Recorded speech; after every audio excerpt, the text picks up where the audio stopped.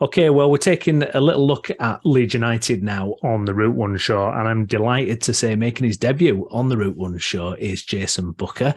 Jason, thank you so much for coming on to have a little Thanks for chinwag, having me. about Leeds. So much to get through. I guess we can start with the game Friday night against Aston Villa, 2-1 defeat. A good performance, but what did you make of it? We should have won it, really, shouldn't we? It's just frustrating, isn't it? I mean, we seem to come out of so many games feeling like we should have got more. And I don't know if that's sometimes just the position that we are in the game, because I think, I mean, I'm sure we'll get into the details, but we've spent so much time, or we're creating so much time, creating his own downfall, creating his own problems, that we're chasing so many games. And I think Jesse Marsch's style kind of is... It's better when we're chasing the game. It looks more attractive when we're chasing the game. I mean, I've got my opinions on Jesse Marsch. Everybody seems to have an opinion on Jesse Marsch when it comes to the Leeds fan base, and I think it's very polarized at the moment. Like, both sides are so vociferous with it. Like, everybody wants to be right. 50% are it should be in. 50% are like, it should have gone 3 games ago. So, but yeah, I think Friday, I think he's right in some of the things they said. I think Friday was probably his best performance under him. Yeah. A lot of people are pointing to the Chelsea game at Ellen Road, which I think there's a few underlying factors to that game. I think they were a mess at the time, and I think that's become more apparent as time's gone on. Away from home to play like we did against Villa for 90 minutes, it was a decent performance. However, when you have conceded after 2 minutes and you're chasing the game and Villa are going further and further back, like I say, our style is it looks better at that period of the game. So I don't know what to take from it, to be honest. I'm still very, very undecided on where I am with how I feel about Jesse. Yeah, do you know what? It's frustrating because because it was a good performance. At the end of it, I didn't really know how to feel about it, because on the one hand, I'm going, well, we've only won 2 games in 17. Yeah. But it was a good performance, and I'm thinking, well, does that point to something better being round the corner? But we've kind of had these false dawns before, when we beat Liverpool and we beat Bournemouth. I know the Bournemouth game was just chaos, crazy, but we thought we're getting going a little bit, and then obviously it drops off again. Now we're on another winless streak, and we're not getting the hammer blow at the moment. I don't feel like Jesse Marsch is getting that hammer blow of a result, a 4-0 fight. If you look at the end of the Elsa's, reign, where we were just getting absolutely hammered. It made it, quite difficult. But this time round, it's really hard to pick. I was checking Twitter today, seeing what the vibe is on Marsch at the moment. If you can class Twitter as a kind of good kind of barometer for these things, where, people losing their minds about it. And there's some wild rumours flying around about Marsch today as well. There was it's bonkers, isn't it? Rumours of player discontent. The board have drawn up a shortlist. Yeah. I feel very much in a kind of 50-50. I'm thinking that performance is nearly there. We saw kind of something against Villa, but defensively, again, terrible. I mean, you've said a little bit already, but I mean, Marsch generally, I mean, do you see this working? How long do you give him? My honest answer to that is I don't see it working long term. I don't. I think, unfortunately, it's a lot more hot air than substance. I hate to go down the Americanism route. I hate that, if I'm honest. I'm really against it. Like, I don't think, but he doesn't help himself with some of the things that he says and the way that he acts. And, the guns were out for him early anyway. And, following Bielsa, it was always going to be so difficult. And again, Radrizzani doesn't help him. He's almost been set up to fail. Jesse's been brought in to shore up his defence. His defence has never looked worse, if I'm honest. And I find that hard to say. Bielsa and the back end of his time with the club was riddled with injuries, and there was all sorts of things that kind of went against us at that period of time that I think has kind of been a misnomer for the way that we've then carried into the Jesse Marsch era. When you actually analyse the performances and the results under Marsch, the wins are so... they all come with their own kind of caveats, don't they? Yeah. We beat Norwich, who are now in the Championship. We beat, Yeah, Watford, who are now in the Championship, we beat Brentford, who had 9 men on the last game of the season. And you carry on looking through them. Chelsea, who have sacked the manager, Wolves, who have sacked the manager, Liverpool, who are all over the place. I mean, you can't get a win at Anfield and not have something in that result from a good perspective. But when you actually look at it in isolation, it's difficult to ignore some of the kind of things that come with our wins under Jesse Marsch. And I'm just at a position now where I think it's real close. I think it's teetering. I think this week is make or break. I really do. And that doesn't mean that he then survives if he loses the next 3 or 4 after that. But I don't see him getting out of this week if he doesn't probably take 2 wins from 2. I think, the Cardiff result, I mean, we should never be going away to Cardiff and being 2-0 down after 30 minutes. They'd not scored in something like, I think it was 5 games before that. They've just sacked their manager after drawing 1-1 against Wigan at the weekend. So that tells you the position that Cardiff are in. And I don't know. I don't see it being a successful ending to this. My concern to that, however, is who do we replace him with? I think that's a huge question for the board. Do we gamble and go somebody foreign who doesn't know the league, etc., that comes with that? That'd always be a risk. Do we go with somebody like Sean Dyche, who is going to split the opinions of the fans? It's tough. It's a real tough one. But to get back to your question, my answer to that is I don't see it working long term. I wish it would. I quite like him. Because you see it, don't you? See, I mean, I do feel for him because he came in after an absolute club legend, and you can see that he gives everything. He gives blood, sweat, and tears, and he looks stressed to high heaven. You can tell he really wants it to work because his career as well. He got sacked in his last job at Leipzig in a big league. And then he's come to the Premier League, which is, the biggest league, and it's not working so far. And that if it fails at Leeds, he's not going to get another Premier League job or anything like that.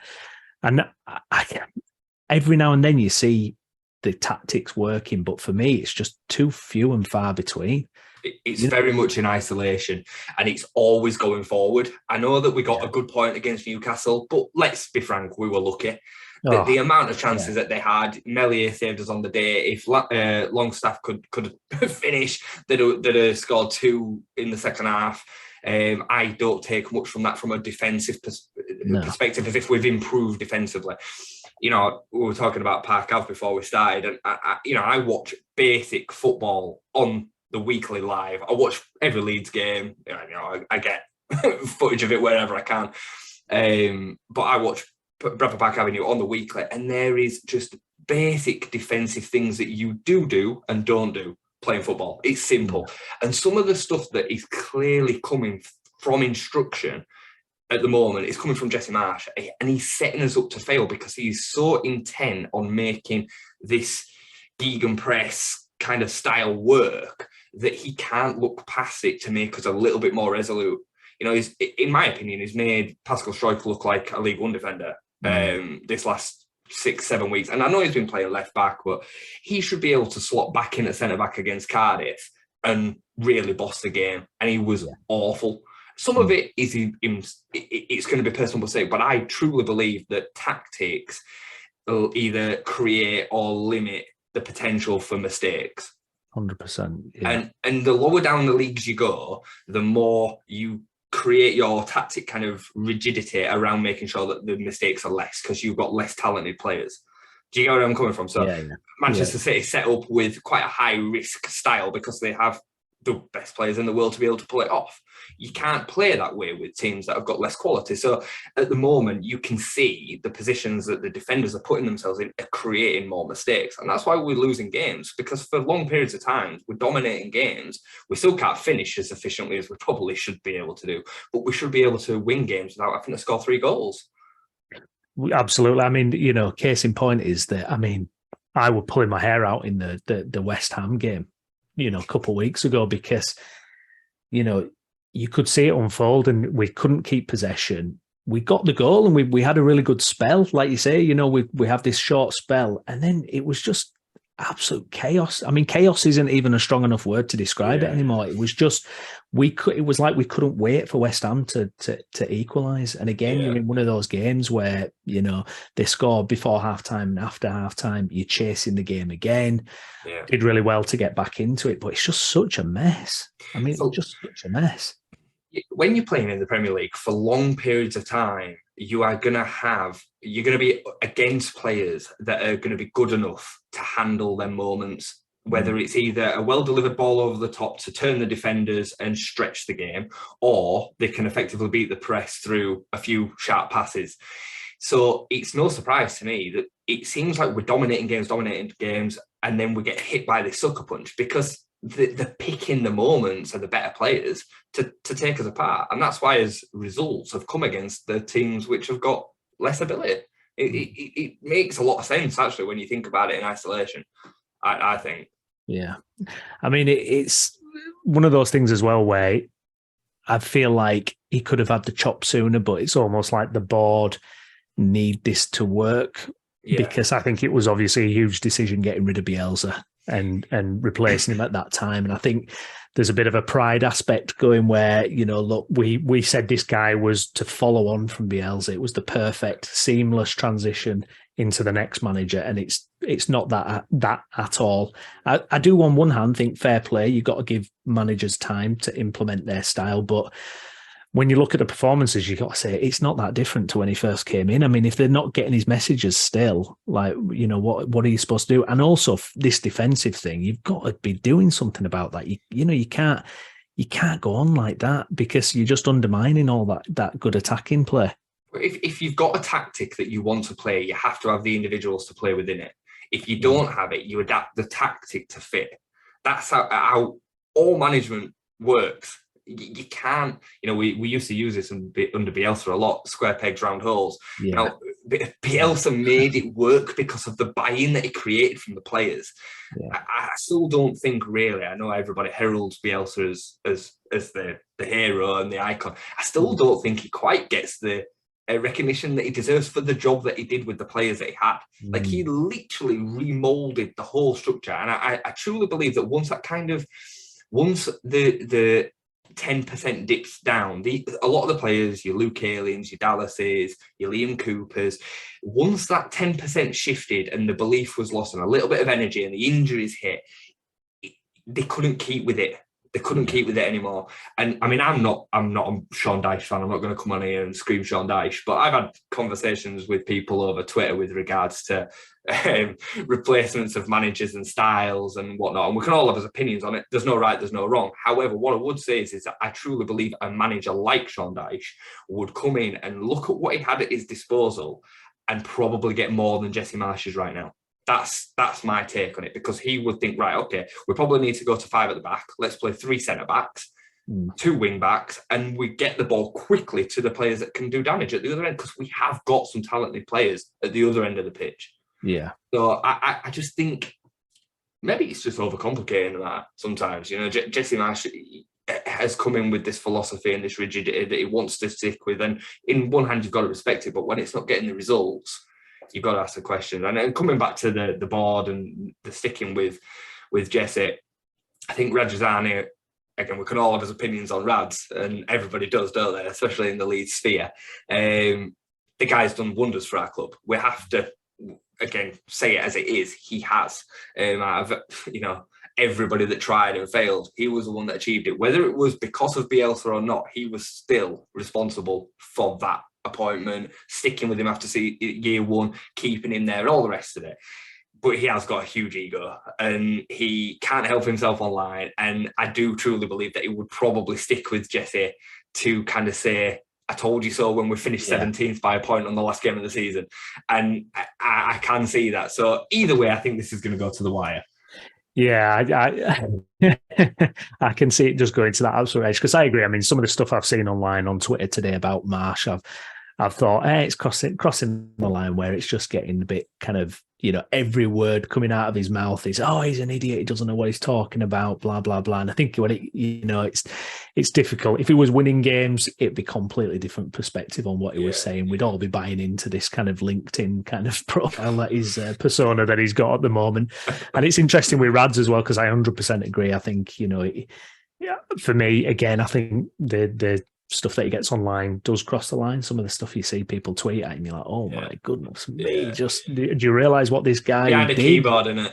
Yeah, exactly. Yeah, and they never have their pictures on the profiles or anything, do they? But it's you think this guy really did. He was the one, like you say, who got it moved up a level. They had the brilliant, Orta with the brilliant idea to get Bielsa in, and it kickstarted the whole thing.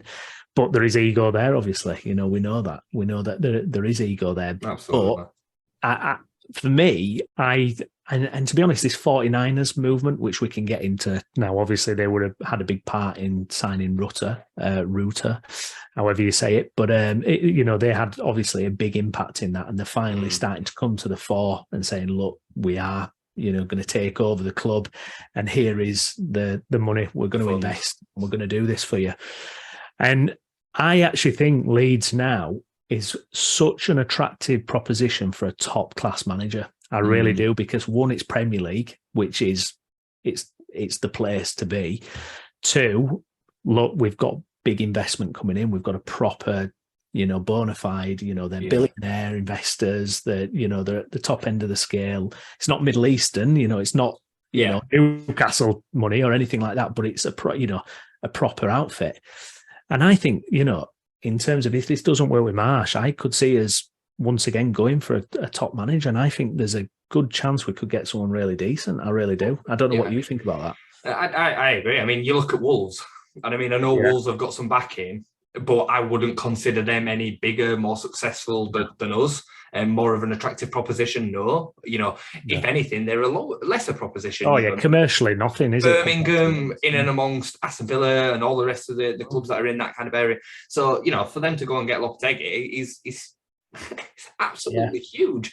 So I would agree with you 100%. I just don't know whether the timing is right for that. That's more of an end of season appointment. Yeah. A January appointment, Lopetegui was kind of done before World Cup, I think it was, wasn't it? So probably that kind of timing would have been the last. I still, to this day, say if he'd have lost against Liverpool, or maybe lost badly against Liverpool, it'd have been gone. Yeah. That result saved him anyway. We were on the back of 5 straight losses, I think, at that point anyway. So he'd have been gone. That result saved him. And I think Rads breathed a big sigh of relief, didn't need to do it, didn't need to dip his hand in his pocket to pay him off, and got away with it. And now we find ourselves in that situation again. And I'm absolutely convinced if we come out of this week with no results, he will be gone. I think Rads will have no choice but to, because Ellen Road will be toxic come the weekend. And I don't think he'll have a choice. No, I agree. I think it's too much now. I mean, that'll be 2 wins in 18 games or something. Yeah. If we get to Brentford and we're not winning that game, I mean, 18-35, I think enough. Wins. Yeah, enough's enough. Plays. It's a tough one, because I wrote a few notes down ahead of coming on tonight, and because I argue with myself a little bit with this. Yeah. I go back and forward, because I think sometimes, well, what do I expect? So at the beginning of the season, I probably expected us to finish between 12th and 15th. That's realistically where I expected us to finish. So hold on a minute, we're 14th, but we're only 2 points off the bottom 3. Yeah. So I go back and forward like this constantly, and I think to myself, well, hold on a minute, who would I swap our squad for right now? And I go through this. So I would swap. I wouldn't swap. Who wouldn't I swap our squad would be better? So I wouldn't swap our squad for Everton's. I wouldn't swap it for Southampton's, and I probably wouldn't swap it for Nottingham Forest. Right after that, I start to struggle. Bournemouth, sorry, I forgot about Bournemouth as well. Bournemouth. So you've got 4 teams that I wouldn't swap it for. So if that's the case, that then puts us 16th. If it was played, if the game was played on paper, So then I think to myself, well, is Jayson Booker getting as much out of us as he possibly could?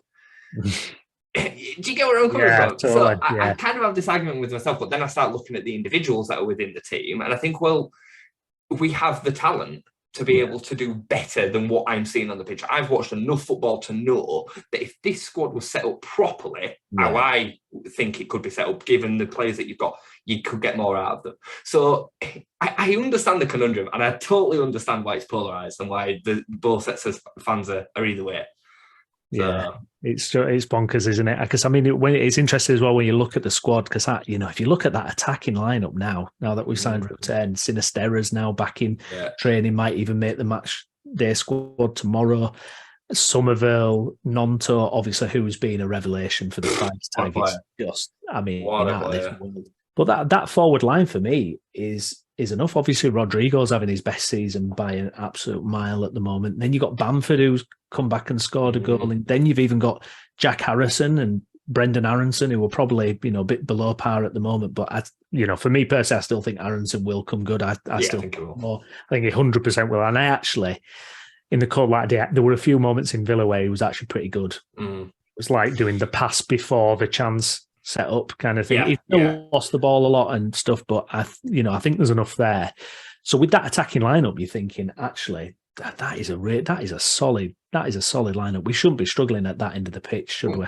I mean, you look again at this argument back and forward between Marsch, and you have to.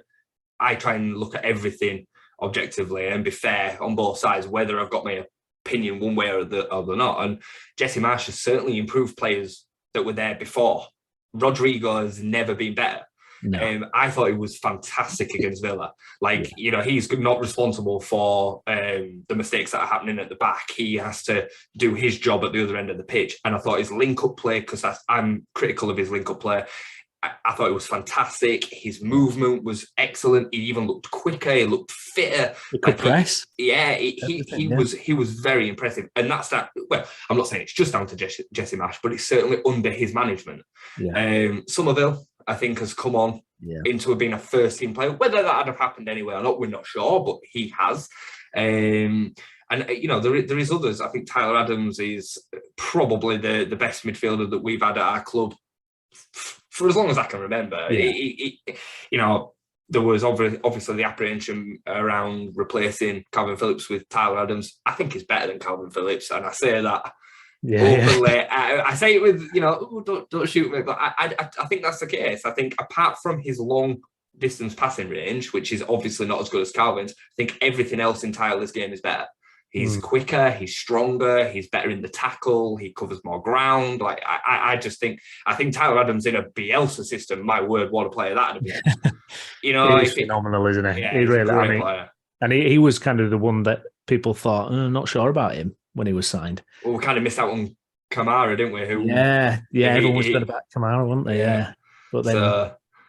But yeah, I mean, the defence. So I mean, if you go back, I mean, one thing just before we go to the defence, the midfield. How concerned are you the fact though that we've let Click go against Aston Villa? We only had Greenwood as a midfielder, and to be honest, Greenwood, his set pieces are fantastic. His set piece, but to me, it looks like someone who's been converted to a midfielder, loses possession a lot, and.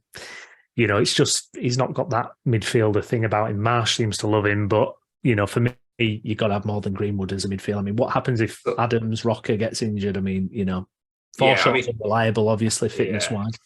JB's fantastic. JB, I absolutely rate JB. I think he'll be first class, but I mean, we've got to get someone in, haven't we? Unahi is obviously the name that's knocking about. He, by the looks of it, wants to go to Napoli. Leeds kind of want to force it over the line. Hopefully it gets done. I can see that this isn't the same as when De Ketelaere went to Milan. I think we're in a stronger position than that with the money that we're going out and doing these deals, as we've seen with Jorginho Rutter. The midfield, I've watched Leeds under 23s a lot. When I was scouting for Stockport, I watched pretty much, I would say, every game in the season that we got promoted from the Championship, I think it was.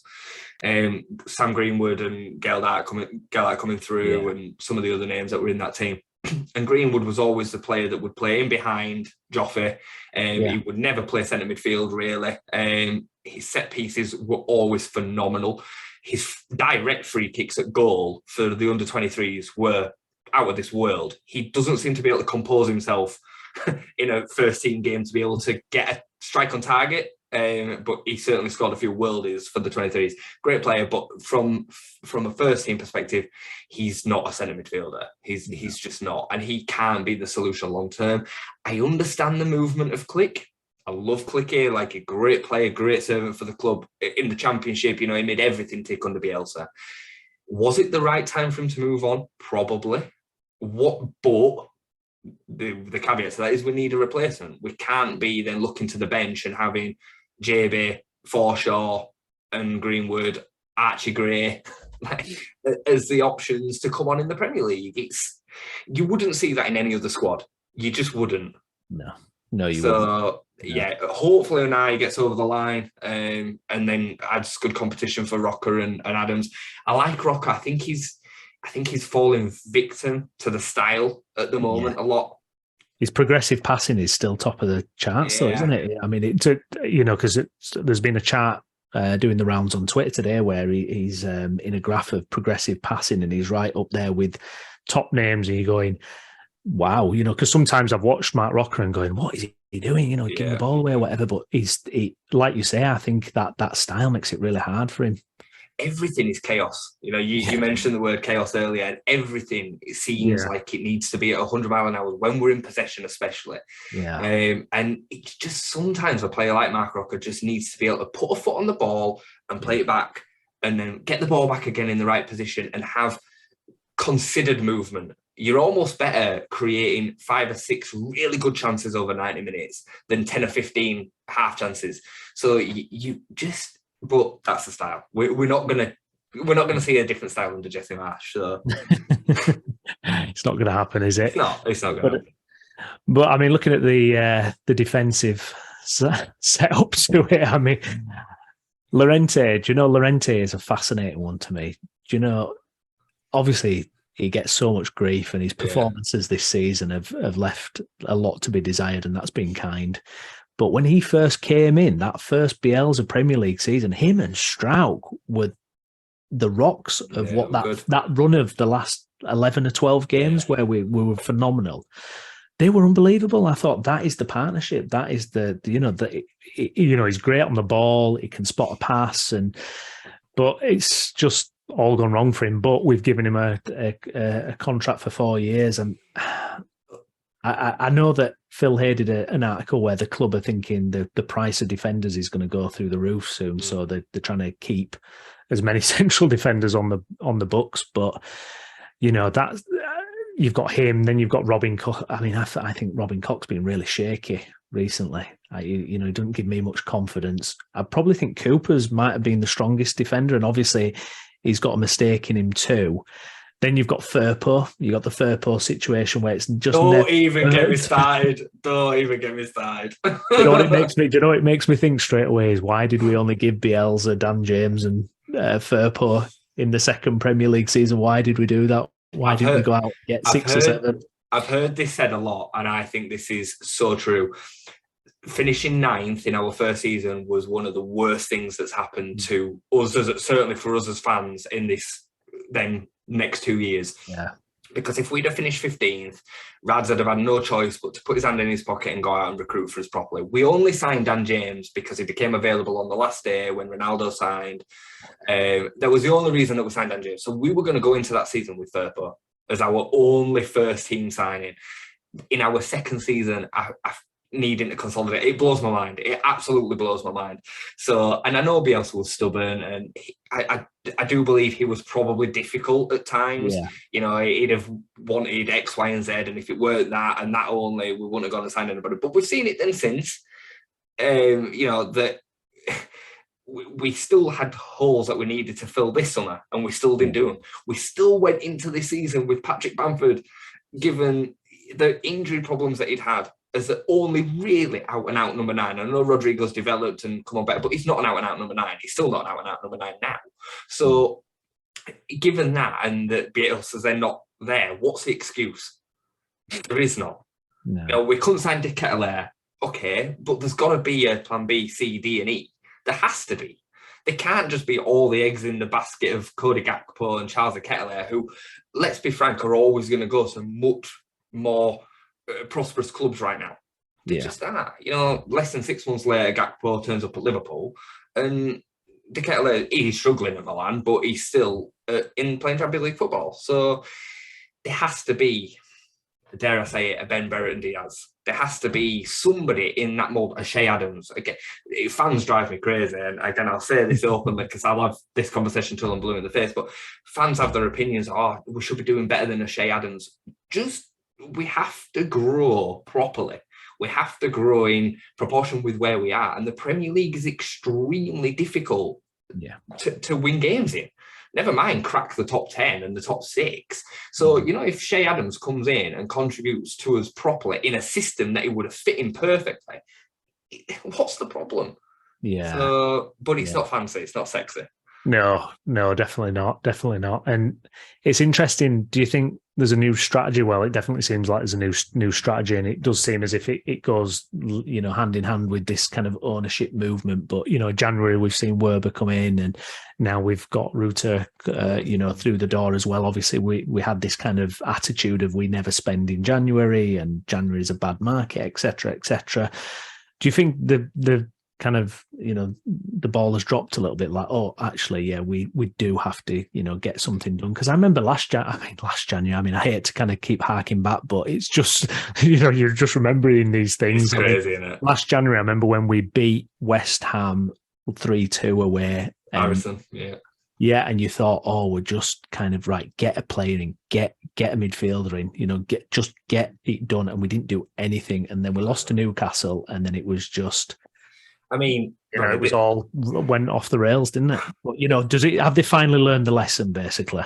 The benches that we had last season, you know, I remember us playing Arsenal at home, and the bench was like bingo numbers, wasn't it? It was just ridiculous. And, you know, Bielsa, he got let down. He absolutely got let down. No matter how difficult he could have been to make sure that you get the right players, you know, there had to be options for him. There had to be, but there was no money there. Or Rads thought he could do it cheap, sell us to the 49ers in the summer. I think it's the sale has been backed off a bit. I think the intention was always the summer just gone, he was going to leave and the 49ers were going to take over. I do believe that. And he hoped that he could get there for the cheapest way possible. I think now that there's been some agreement in the background where they've said to Rads, look, we're going to give you some money, or don't worry about the sale price. This is what the sale price is going to be. Put some money in, or whatever. We'll recompense the difference, or whatever. We're taking over. We need some reinforcements because we're in the same position that we were in this time last January. Maybe actually the squad's better. That's a little bit harsh. The squad is better than it was this time last year, but in the league we're in the same position and we need some reinforcements. So we need to do something. So yes, would be the answer to that. I think they've definitely looked at it and thought, we need to do something about it. Yeah, and plus as well, I mean, you know, with Radrizzani, you think as well, look, guarantee that Premier League survival, and you've made so many more times on what you bought the club for. I mean, he already is up by, you know, hundreds and hundreds of millions of pounds. You know, talk about £500 million price sale. What did he buy it for? Less than 100 million from, you know, Chileno. I mean, it's crazy. So, you know, guarantee that we're going to stay up. You know, put your hand in your pocket. You know, and I think the 49ers, you know, they don't certainly want to be picking us up in the championship, do they? You know, that straight away, just commercially and everything, just sets you back again, doesn't it? I've seen a lot of fans say, "Oh, it won't be that bad. We'd bounce back within a couple of years." I hate it. This mindset is just crazy. Like, please no. Not only would we potentially not do that, I mean, we wouldn't be in the same situation that we were 18 years ago. It's not in that position. No. But the championship is an extremely difficult division to get out of. We know that. We know that well. It's so competitive. The games come so fast. And you think that some of these players are going to stay? You think that some of these players are going to be able to stay on some of the wages that they're on? It would be an absolute catastrophe for a club like Leeds to get relegated. So, no, I'm not buying into that mindset at all. I think it is imperative, certainly to our next 10 years, that we don't go down. Yeah, not 100%. It felt like, you know, you make all this, and this was the gutting thing about last season, the way that went, and also this season as well, is the fact that you go, God, all that struggle, all that kind of the years of grind, and then this, Beelzebub that we got, and even that was a roller coaster, and to toss it away and get yourself relegated because you've not invested. I mean, it's the Premier League. You've got to do it. You've just got to invest. I mean, you look at your Brightons and your Brentfords who've got these incredible recruitment models, and we know they're on another level, aren't they? The way they compete, but for everyone else, it's just an absolute dogfight, isn't it? Down at the bottom. Brighton or something else. I mean, yeah. I watched a lot of football during lockdown, and I was furloughed for a period of time, and the amount of white scout footage that I got through, my word. But Brighton's under-23s were phenomenal. So Evan Ferguson's just come on the scene now. Yeah. I saw him at 16 playing in the under-23s. Moses Caicedo played in the same team. And they were built all the way through the club to play a certain way. It's not Graham Potter's way. It's not De Zerbi's way. It's a Brighton structure. And they recruit players all the way through. And they train them all the way through to play in a certain way. And yeah, they're going to have to sell players from time to time because that's the way that the football economy platform works. But what a structure. And I mean, I hate to say it, but Brentford's is the same. I can't stand Brentford. I hate Thomas Frank. Not fair that they're making it look so easy. Yeah, and it just winds me up. You just think, well, that's not fair. You meant to really struggle. Yeah, second season syndrome. Yeah. Second season syndrome. Then they're just breezing past, absolutely breezing past. But this, I guess, with Leeds, though, you're looking at that ceiling, aren't you? You're thinking, we're in that next tier of kind of big club historically, aren't we? Really. But if you in terms of worldwide appeal and everything like that, and if we can just get that ownership model where they can invest and they can build us up, and stadiums and everything like that, I do feel like the future is bright with Leeds. I know there's so much pressure and stress going on, but I think, do you know what? I think these signings have really kind of lifted me up, really. I know performances and results are not great at the moment, but when you see that level of investment, it makes you think, yeah, you're not going to invest that to go down. We are a colossal club. We sometimes lose it because we're in it. We have by modern day standards, an older stadium, but it has so much power and heritage to it that it's still a huge club. Jorginho Rutter, as an example, doesn't just sign for another Premier League club. He signs for Leeds United, and he signs for a massive record fee in January. I think it's a huge step. I'd agree with you completely. And I think, the 49ers hopefully will take us down a path that will realise that potential. We've said it for years. We've said it since we were in League One. Can't believe that somebody hadn't come and just snapped us up and sorted us out. Yeah, exactly. But hopefully we're not far away from that. It's just then going back to the old question right at the beginning is Jesse Marsch the right person to do it? Because the manager is so important. Yeah. The style of play that you then see on a Saturday ultimately is the be all and end all of everything that's going on upstairs.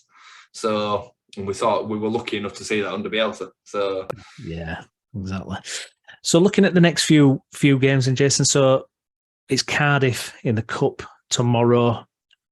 We're still alive in the FA Cup for once at this stage. We should get through, shouldn't we? We should. I think so. At home, under the lights, midweek, against a really poor side, because they're not good. No. They're not good. I mean, I couldn't believe it. Well, you know what? I could believe it that I found ourselves 2-0 down. I could.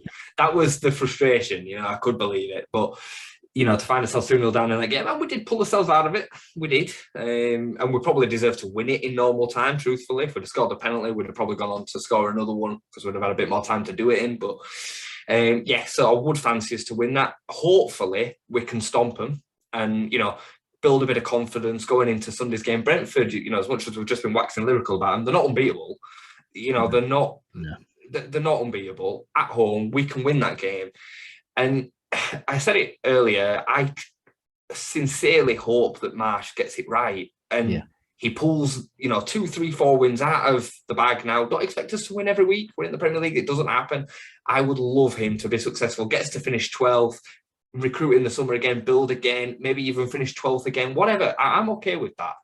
Like, there has to be a natural level to the progression, but we can't be going on these 5, 6, and 7 games where we're playing okay for a bit, creating a zone downfall and losing the games and taking no points. That's where I'm at, and I that's why I think a lot of fans within the Leeds sphere fear that he's not the right man for the job. But I hope this week proves us right. So yeah, Cardiff. Yeah. Cardiff, I think we do get through that game. I'm hoping it'll be a smashing, but I can see it being a 1-0 or 2-0, something like that. And then Sunday, I still think Sunday is make or break. I think. Yeah, 100%. Regardless of the result, I mean, if the result on it's tomorrow, isn't it? It's Wednesday tomorrow. Yeah. If the result tomorrow is then followed by a bad result on Sunday, I think there's no way back. I think it's gone. Yeah. If there's a positive result tomorrow and then a loss on Sunday, would I be surprised if he sees one more game? No. Do I think he should see one more game? No. So that's where I'd be at with it. Yeah, no, I tend to agree with that, actually, because I would love nothing more than us to, like you say, stomp Cardiff City tomorrow, and then let's pull it out against Brentford at the weekend. Yeah. Let's show Brentford that, you know what, this is our 3rd year in the Premier League and we've got quality players in our team, and let's not be bullied by Brentford. I mean, we lost 5-2 there early in the season, 5-2 to Brentford. That game, I mean, I think that was that before there was an international break or something? Yeah, we were on a good run before it. We had a month to think about that game, that result. We're at 5-2 to Brentford. Let's bully them. Let's get in their faces and let's win it. And I agree. I would love to see it turn around for Marsch. I really would. But I think if it isn't a win, these draws even are no good anymore. These draws are nothing. They don't add up to enough, do they? No, they don't. And then after that, you're looking a few games ahead. You got Forest after that, another massive one. They've turned it around. We've got some winnable games coming up. I think we've got Everton to come soon. We've got Southampton to come soon. Yeah. But I mean, I'm just gonna go off point a little bit. I do think that this squad has a mentality issue. I do think that there is a real weak belly to this team, and I hate the whole Karen Carney bloody only got promoted because of COVID thing. Yeah, I hate to say that. I think there's a point to it, but I think there's a point to it. I think that the team that was there at the time benefited from not having the pressure of the crowd. I believe that. I truly believe that. I think we saw that last season. I think when they're chasing games, it's easier for them to deal with what's going on. When they are leading matches or they need to assert themselves on the game and control the game, I think they really struggle with that. So coming into these games, you're going to see what the players are about as well as Jesse. And this is why I get so frustrated with the way that Jesse sets us up, because he must see that. Yeah, he must see that. So set us up better, with a better chance to deal with these moments. But I mean, we're just fans, aren't we? I don't know. But exactly. That's how I see it. But I do believe that, and I think coming into these games, you're going to see a lot about what some of the boys are about. Yeah, well, I always find it fascinating as well, how kind of teams personify the managers on the pitch, and like your Klopp team or a Pep team. You can almost see it, can't you? You can see that the best teams, they have that kind of thing. And you're absolutely right. The mentality with Leeds at the moment, when they get in front, and to be honest, some of Marsch's touchline antics, I mean, he's not permitting, he's not emitting a confident, calm, even though he's always talking about clarity and everything. You think sometimes, mate, you're not giving that off yourself. But we'll wait and see what we'll wait and see what we're looking at. But yeah, that's been such a wide ranging chat, Jason. Thanks for that. I feel like I've got so much off my chest about Leeds. It's funny, isn't it? Because I watch a lot of Leeds content, and it becomes quite cathartic to watch. Yeah. And talking about it is even more so now. I don't have many people in my circle that are as passionate about football as I am, so they listen to me for a bit, and they're like, "Jay, will you just shut up? Like, I've heard enough now." You know what I mean? So, but it's been great. I've really enjoyed it. Yeah, no, thank you so much for coming on. If people want to check you out on commentary for Bradford Park Avenue as well, where do they need to go to? So Park Avenue, it is great. I do enjoy it. The football quality is not not there sometimes, but it's still good fun. But yeah, you can find that on YouTube direct through the Bradford Park Avenue channel itself. I mainly only do home games just because of kids and whatnot. But yeah, if they want to join us there, or on Twitter, I'm JB White 32 on Twitter. I'm sure some people will have probably seen it and be like, oh God, not him again. But yeah. Good stuff. Fantastic. Well, if you've enjoyed the video, please give us a like and please subscribe to the channel. Hopefully I'll be having plenty more chats with Jayson in the future. Good therapy sessions for Leeds coming up, no doubt. And yeah, thanks for watching. We'll be back soon.